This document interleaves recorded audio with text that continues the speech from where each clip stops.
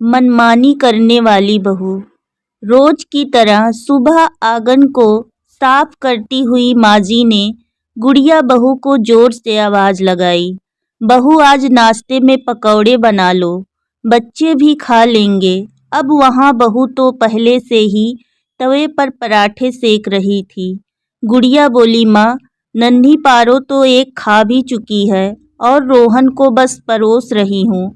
अब बहू ने आवाज लगाई, माँ जी, आलू के पराठे बन गए हैं, आकर खा लीजिए आप भी।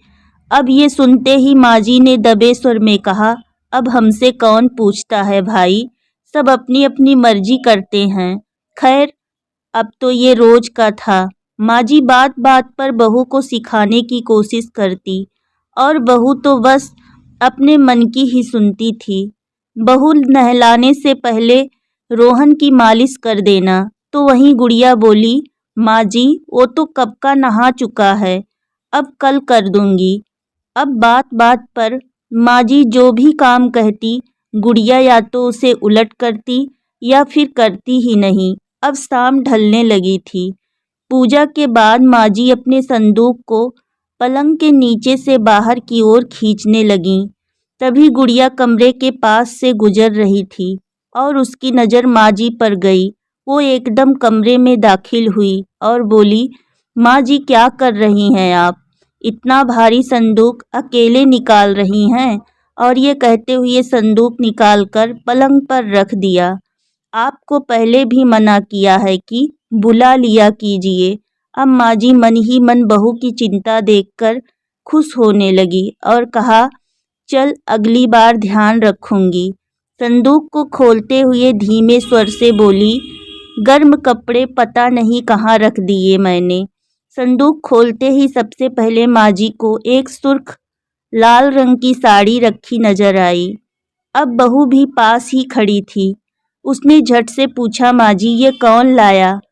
माँ ने बोला, अरे तुम्हारे पिताजी जब सूरत गए थे तब लाए थे, मैंने बस एक ही बार पहनी है, सोचती हूँ छुटकी बहू को दे दूंगी।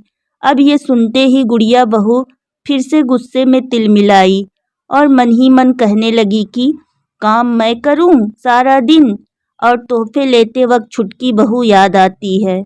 अब माँ जी धीरे धीरे संदूक से कपड़े बाहर निकालने लगी। गर्म कपड़े निकालने के बाद माँ जी अब गर्मियों के कपड़े समेटने लगी।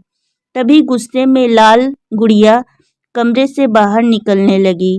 तभी माँ जी ने आवाज लगाई, बहुरिया कहाँ चली? जरा रुक, देख तो सही ये बनारसी साड़ी तुझ पर कैसी लगेगी। गुड़िया बोली, क्या फायदा माँ जी, जिसे देनी है उसी को बुलाकर दिखा दो ना। माँ जी बोली, वही तो कर रही हूँ। आपका मतलब? हाँ, मैंने ये नई साड़ी मंगवा कर रखी थी, सोचा था तुझे किसी मौके पर दूंगी, मगर आज हाथ लगी तो सोचा दे दूं। तेरी सालगिरह आने वाली है ना, उस पर पहन लेना।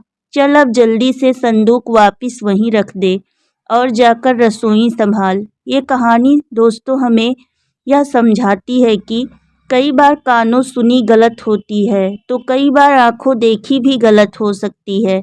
इसीलिए मनमानी करने से पहले एक बार खुद को दूसरों की जगह पर रखकर देखें। जब आप एक बहू होती हैं तो घर के हर सदस्य की तरफ आपका कर्तव्य बनता है। परिवार के हर सदस्य का ख्याल रखें, अपनी सास को अपने विचारों से अवगत कराएं और उन्हें आदर और सम्मान दें। काम से कतराने की बजाय घर के हर कार्य में रुचि लें और अपना सहयोग प्रदान करें। घर के रोज़मर्रा के कामों के लिए अपनी सास की सलाह जरूर लें। कई बार मनमानी हमें किसी बड़ी परेशानी में डाल सकती है। ऐसे में उनके सुझाव और उनका तजुर्बा हमें हर मुश्किल घड़ी में बेहद फ़ायदेमंद साबित हो सकता है। दोस्तों, यह कहानी आप सभी को कैसी लगी हमें कमेंट करके ज़रूर बताएं और हमारे चैनल को लाइक, सब्सक्राइब और शेयर करें। वीडियो देखने के लिए आप सभी का बहुत बहुत धन्यवाद।